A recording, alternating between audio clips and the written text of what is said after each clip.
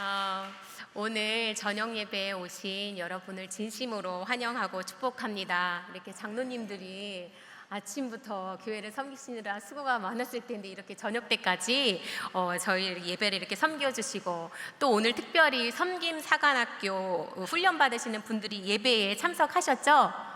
예, 이렇게 함께 하니 너무너무 기쁩니다. 그리고 제가 특별히 더 기쁜 거는 저희 농인부에서도 농인이신 장희영 집사님께서 이번에 안수 집사 대상자로 이렇게 섬긴 사관학교 훈련을 받습니다. 그래서 너무너무 기쁘네요. 그래서 이 기쁜 예배를 하나님께서 받으시기를 간절히 바랍니다. 예, 오늘이 딱 6월 1일이에요. 그렇죠? 예, 그래서 이 6월도 여러분께서 주님 안에서 행복하시기를 원하면서 우리 옆에 있는 분들과 서로 인사하겠습니다. 6월 한 달도 주님 안에서 행복하세요.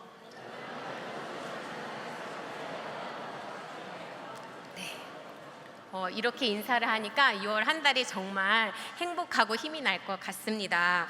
예, 어른 김장하라는 그런 영화가 재작년에 개봉을 했다가 최근에 다시 재개봉을 하게 되었습니다.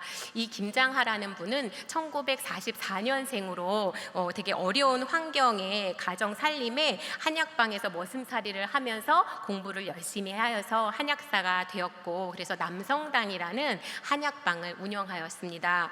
이분은 어려운 사람들의, 그런 아픈 사람들의 돈을 그러니까 사람들을 이렇게 치료해주면서 번 돈을 가지고 사회에 환원해야겠다라는 생각을 가지고 100억 사제를 들여서 명신고등학교를 세웠고, 그 다음에 10년 정도 운영하다가 나라에 헌납하였습니다. 그 외에도 자기처럼 가난해서 공부를 못하는 학생들에게 장학금을 수여했는데 그 숫자가 1000여 명에 육박한다고 합니다. 이분이 한 유명한 말 중에 돈이 뭐라고 했냐면요, 돈은 똥과 같아서 쌓아두면 악취가 나지만 나눠주면 거름이 되어 꽃이 피고 열매가 맺게 된다는 말씀을 하셨습니다. 또 장학금을 받았던 한 학생이 어른이 되어서 찾아와 말하길, 선생님의 장학금을 받고도 특별한 인물이 되지 못해서 죄송합니다 라고 말했을 때 선생님이 웃으시며 그런 걸 바란 게 아니다, 우리 사회는 평범한 사람들이 지탱해 가는 거다 라고 말씀하셨다고 합니다. 평범하게 살면서 자신의 것을 나누어서 사람들을 세워가며 이 사회를 지탱해온 이분이 참으로 평범하게 살았지만 이 사회를 지탱해온 분이 이분이 아닌가 하는 생각을 하게 되었습니다. 자기 차를 사본 적도 없이 검소하게 살면서 구부정한 모습으로 길을 걸어가는 이분의 뒷모습 속에 참된 아름다움과 그 평범함 속에 있는 비범함이 느껴졌습니다. 오늘 성경 본문에도 이렇게 평범한 삶을 비범하게 살아간 인물이 나오는데 바로 아모스 선지자입니다. 아모스의 원래 직업은 선지자가 아니었고 양떼를 기르던 목자이고 뽕나무, 바로 무화과 나무를 재배하던 농부였습니다. 많은 성경학자들은 아모스가 일반적인 목자가 아니고 큰 목장을 운영하거나 목축업을 하는 사업가일 것으로 추측합니다. 아모스는 남유다 드고와 지방 사람인데 하나님께서 그를 북이스라엘에 보내 하나님의 뜻을 전하게 하였습니다. 아모스가 활동하던 시대에는 북이스라엘에는 호세아, 또 요나 선지자가 활동을 했고 남유다에는 이사야 선지자와 미가 선지자가 활동하였습니다. 또 당시 이스라엘에는 선지자 집단이 있었습니다. 이런 것들을 볼 때에 하나님은 왜 아모스를 이 평범한 남유다의 목자요 농부인 아모스를 북이스라엘에 보내셨을까요? 당시의 시대 상황을 살펴보면 그 이유를 알 수 있습니다. 아모스는 북이스라엘 왕 여로보암 2세 때 지진전 2년에 하나님의 이상을 받습니다. 여기 나오는 지진은 유명한 역사가인 요세푸스의 기록에도 나오고 스가랴서에도 기록된 아주 큰 지진으로 기원전 763년에 발생하였습니다. 그래서 아모스가 활동한 시기를 기원전 760년 정도로 추정합니다. 여로보암 2세 때의 북이스라엘은 역사상 가장 부강하고 태평 성대를 이루었습니다. 그렇다면 그때의 사회상은 어땠을까요? 성경에 보면은 그들이 은을 받고 의인을 팔며 신 한 켤레를 받고 가난한 자를 팔며 힘없는 자의 머리를 티끌먼지 속에 발로 밟고 연약한 자의 길을 굽게 하며 아버지와 아들이 한 젊은 여인에게 다녀서 내 거룩한 이름을 더럽히며 라고 기록되어 있습니다.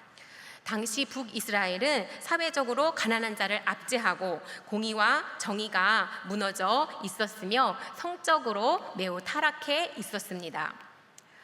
아모스서의 주제 말씀은 5장 24절로 오직 정의를 물같이 공의를 마르지 않는 강같이 흐르게 할지어다 라는 말씀입니다. 정의와 공의를 구분하자면 정의는 사법적인 것을 지키는 측면이 강하고 공의는 통치자로서 의로움을 베푸는 것을 말하는데 그때 왕의 통치가 공의롭지 않았음을 알 수 있습니다. 그렇다면 종교적으로는 어땠을까요? 2장 12절에 보면 그들이 나실 사람으로 포도주를 마시게 하며 또 선지자에게 명령하여 예언하지 못하게 하였다고 나오고 또 아모스서 곳곳에서 그들이 우상 숭배를 하였고 그들의 예배는 형식적이 되어서 하나님이 그들의 제사를 받기 싫어하신다고 말씀하십니다. 정의와 공의가 무너지고 성적으로 타락하고 우상 숭배하는 북이스라엘의 사회상은 너무 마음 아프게도 지금의 한국 사회와 많이 닮아 있습니다.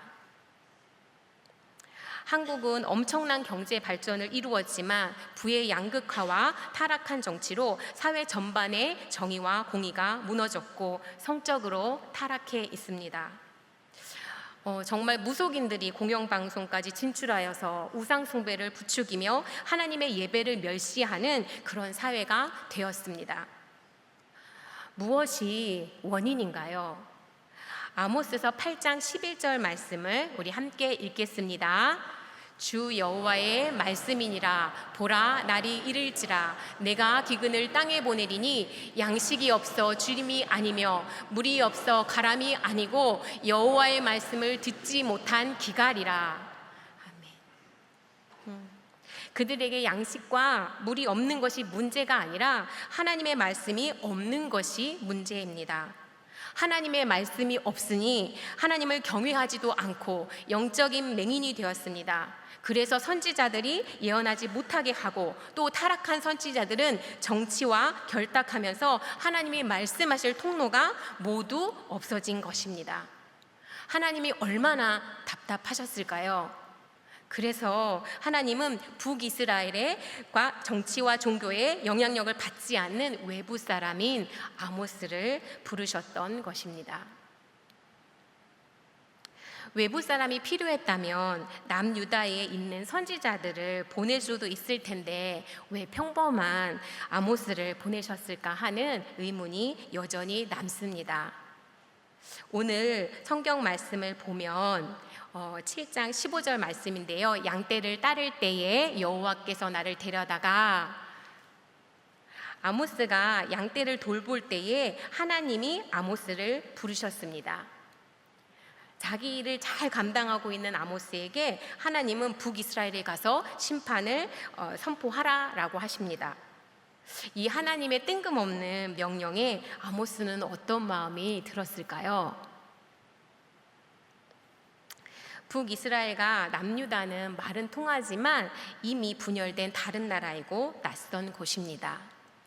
더군다나 아모스가 가서 평화의 말씀을 전하는 것이 아니라 심판을 선포해야 하는, 돌을 맞을 수도 있는 그러한 위험한 상황입니다.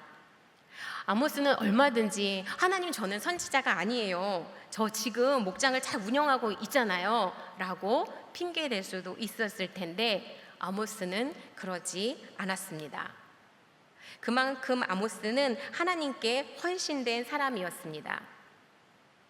자신의 삶을 하나님의 것이라고 생각했기에 하나님의 이 말도 안 되는 요청에 순종할 수 있었던 것입니다.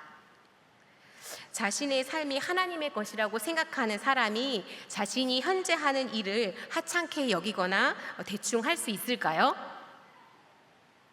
아닐 것입니다.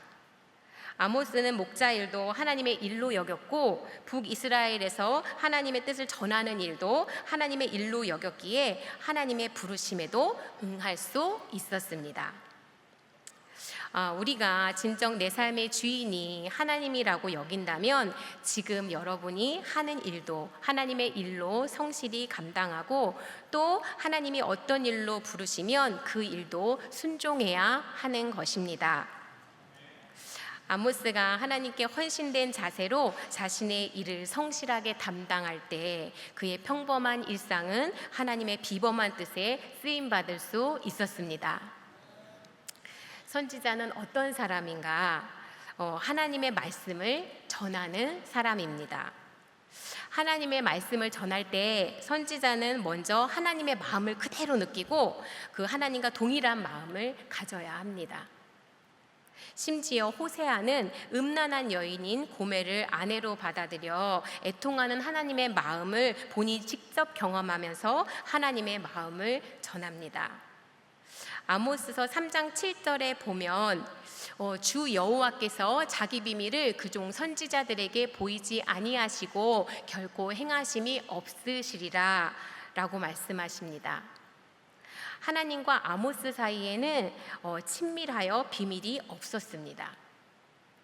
하나님의 비범한 뜻에 쓰임받는 사람은 하나님과 친밀하여 하나님의 마음을 아는 사람입니다. 아모스가 북이스라엘의 심판을 선포했을 때 베델의 제사장인 아마샤는 아모스에게 이렇게 말합니다. 선견자야, 너는 유다 땅으로 도망하여 가서 거기에서나 떡을 먹으며 거기에서나 예언하고 다시는 베델에서 예언하지 말라. 그냥 유다 땅으로 돌아가라고 하지 않고 가서 떡을 먹으라고 합니다. 무슨 말일까요? 모 눈에는 모만 보인다는 그런 말이 있죠. 아마샤는 본인이 떡을 위해서 선지자 노릇을 하는 사람일 가능성이 높습니다.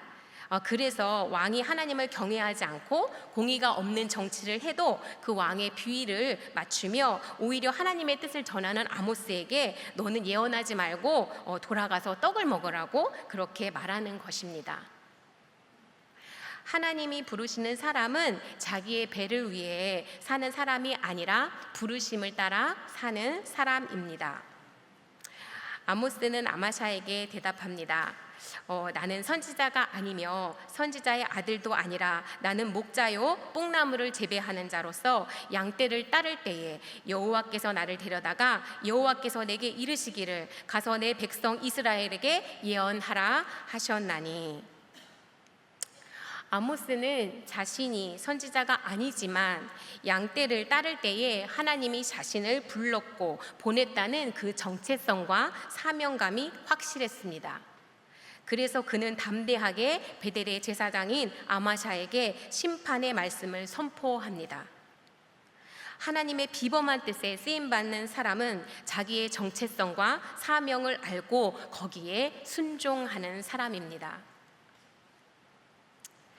아모스의 이름의 뜻은 무거운 짐을 진 자라는 뜻입니다. 그는 남유다의 평범한 목자로 북이스라엘에 가서 심판을 선포하고 베델의 제사장과 대결하는 무거운 짐을 지었습니다. 이런 무거운 짐을 담당한 아모스가 불행했을까요? 하나님이 저를 20살 때 선교사로 부르셨습니다. 제가 어떻게 했을까요? 열심히 도망 다녔습니다. 수십 년을 도망 다녔습니다. 그런데 저는 잘 도망간다고 도망했는데 30살 때 제가 농인을 우연히 만났고 어떤 농인 예배에 참석하게 되었습니다. 농인들이 수어로 찬양하는 모습을 보니까 너무나 아름다웠습니다. 수어로 기도를 하는데 다 고개를 들고 기도하는 사람의 수어를 보는 것입니다. 그리고 고요한 가운데 농인 목사님이 수어로 막 설교를 하는데 하나님께서 이들의 예배를 얼마나 기뻐하실까 하는 생각을 하게 됐습니다. 그리고 농인들이 문자를 잘 알 거라고 생각하는데 문자를 모르는 거예요. 그들이 수어가 아니면 복음을 들을 수가 없다는 것을 알았습니다. 그리고 농인들이 일자리를 얻기가 어렵다는 것을 보면서 이들에게 하나님의 복음을 수호로 전하고 또 그리고 이들에게 일자리를 줘야지 하는 그런 비전을 하나님께로부터 받았습니다. 그리고 하나님의 인도가 아니면 설명할 수 없는 과정을 통해 중국 우루무치로 선교를 가게 되었습니다. 여러분, 중국 우루무치가 어딘지 아세요? 신장 위구르 자치구 우루무치인데요. 이렇게 중국 지도를 보면 제일 위쪽이에요. 혹시 한 번 더 눌러주실 수? 지금 지도에 잘 안 나왔는데 저쪽 맨 위쪽 신강 위구르 자치구 맨 위쪽이 우루무치예요. 우루무치는 이슬람권이에요. 중국이지만 이슬람을 믿는 사람들이 살고 중국 정부가 소수 민족인 위구르족을 탄압하는 지역이에요.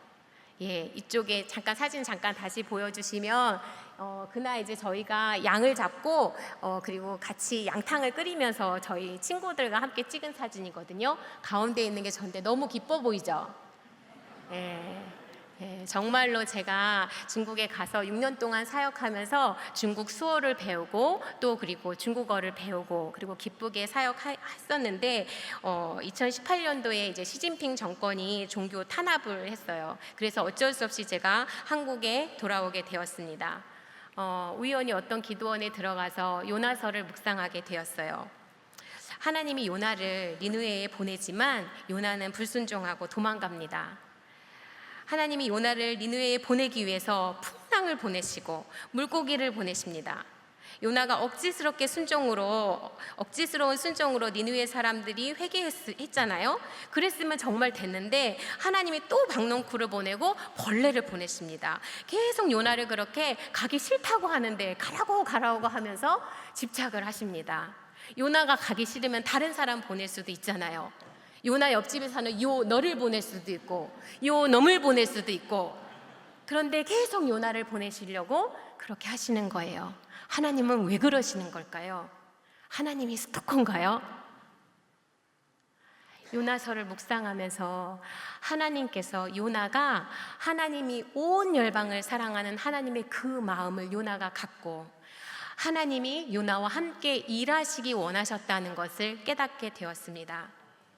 저는 제가 하나님이 중국 농인을 사랑하셔서 그 먼 중국 우루무치로 저를 보냈다고 생각했습니다. 그런데 요나서를 읽으면서 하나님이 중국에 있는 농인들도 사랑하시지만 그 전에 하나님이 저를 또 사랑하셔서 제가 하나님의 마음을 가지고 하나님과 함께 일하시기 원하신다는 것을 깨닫게 되었습니다. 저는 선교지에서 너무 기쁜 시간을 보냈고 늘 사람들한테 말했습니다. 선교는 뭘까요? 선교는 기쁨이에요 라고 그렇게 말하였습니다. 그런데 철수하기 2년 전부터 시진핑 정권이 위구르족을 탄압하기 시작했습니다. 위구르족을 가두기 위해서 지하에 거대한 감옥을 만들었습니다. 그리고 도시에 50m마다 경찰서를 세웠습니다. 무장 경찰이 밤낮 할 것 없이 위구르족을 잡아서 감옥으로 끌고 갔습니다. 위구르 친구들의 현실을 보면서 또 믿는 친구들과 숨죽여 예배하면서 하나님께 엎드리지 않으면 살 수 없는 그런 시간을 보냈습니다. 돌아오지 않으려고 버티던 저를 무거운 짐 때문에 제가 거기서 죽을까 봐 하나님이 저를 한국으로 돌아오게 하셨습니다. 그런데 저는 여전히 선교는 기쁨이라고 생각합니다. 왜냐하면 중국에서 사역한 6년이 제가 하늘과 제일 가까웠던 시간이었고 그 시간을 통해 제가 하나님의 마음을 알게 되었고 하나님의 과업에 동참하는 것이 얼마나 큰 영광인지 깨닫게 되었기 때문입니다. 우연히 전주 예수병원 6대 원장인 로이드 보구스 선교사의 다큐멘터리를 보게 됐습니다.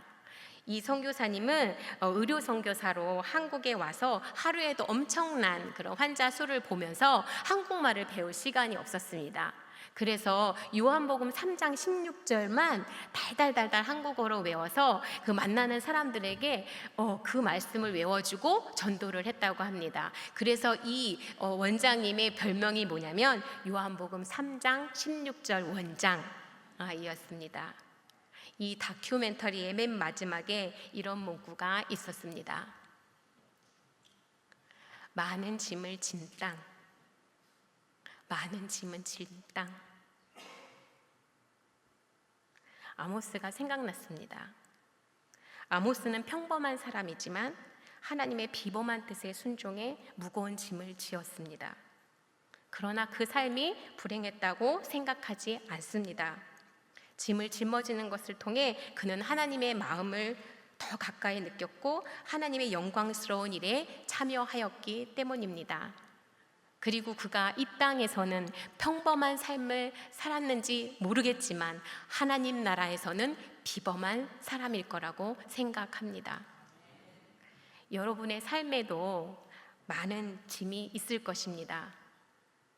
자녀로 인해, 경제적인 것으로 인해, 또 교회에서 하나님의 일을 감당하는 것이 쉽지 않을 때도 있을 것입니다. 그러나 그 일을 통해 하나님과 더 가까워진다면, 그 짐스러운 일을 하나님의 일로 여긴다면 어느 순간 그것은 짐이 아닌 여러분의 믿음의 재산이요 하나님께 올려드리는 영광으로 변화될 것입니다. 또한 하나님은 우리에게 짐을 맡기고 내버려 두지 않으시고 하나님께서 함께 하시고 그 길을 걷게 하십니다. 우리 같이 성경 읽겠습니다. 수고하고 무거운 짐진 자들아 다 내게로 오라. 내가 너희를 쉬게 하리라. 나는 마음이 온유하고 겸손하니 나의 멍에를 메고 내게 배우라. 그리하면 너희 마음에 쉼을 얻으리니 이는 내 멍에는 쉽고 내 짐은 가벼움이라 하시니라. 아멘. 우리가 무거운 짐을 진 것 같지만 그분과 함께하면 온유하고 겸손한 그분 안에서 우리의 마음이 쉼을 얻을 수 있고 능히 그 일들을 감당해낼 수가 있습니다.